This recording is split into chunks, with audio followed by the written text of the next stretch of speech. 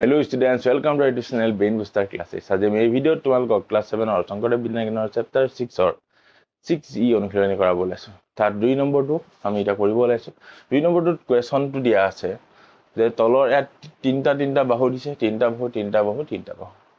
এটা ত্ৰিভুজ কিটা গঠিত হয়, কেনেদৰে হয়? তিনটা বাহুৰে এটা ত্ৰিভুজ গঠিত হয়। আৰু সকলোৱে জানা।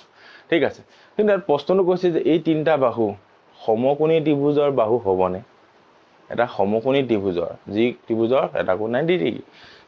সমকোণী ত্ৰিভুজৰ বাহু হ'ব নহয় এই তিনটা যে দিছে বা কোনটো হ'ব সমকোণী ত্ৰিভুজৰ এটা পাৰফেক্ট বাহু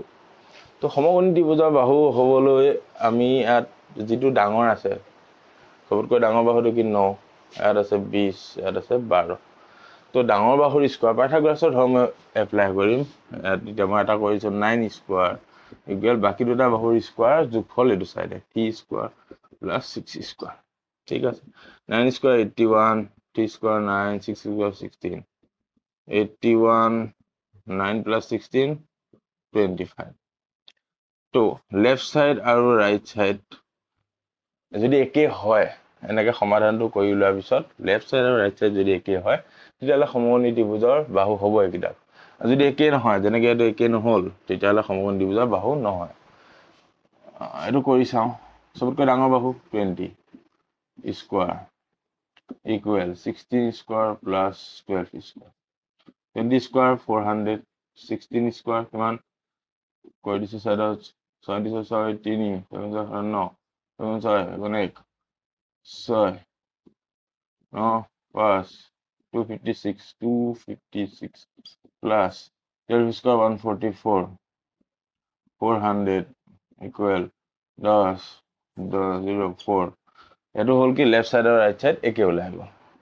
এটো সমকোণী ত্ৰিভুজৰ বাহু হ'ব আৰু প্ৰশ্নত কৈছিল যে যদি হয়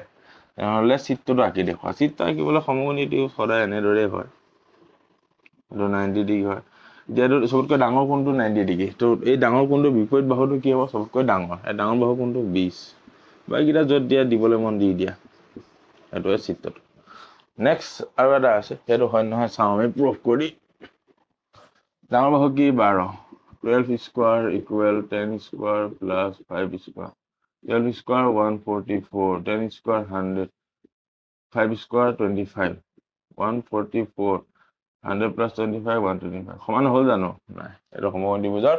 বাহু হ'ব নোৱাৰে তো এটাই হ'ব পাৰে এটো সমকোণী ত্ৰিভুজৰ বাহু সমকোণী ত্ৰিভুজৰ বাহু হ'বলৈ হলে সবতকৈ দীঘল বা ডাঙৰ বাহুডালৰ স্কয়াৰ ইকুৱেল বাকিডাল বাহুৰ স্কয়াৰ যোগফল দুইটা সাইড লেফট সাইড আৰু ৰাইট সাইড সমান যদি ইকুৱেল হয় তেলে সমকোণী ত্ৰিভুজৰ বাহু হ'ব এটো প্ৰমাণ কৰাৰ মেথড ঠিক আছে তো আজিলৈ 2 নম্বৰ ইমানতে সমাপ্ত নেক্সট ভিডিওত কৰিম আমি 3 নম্বৰ তেতিয়ালৈকে থ্যাংক ইউ সো মাচ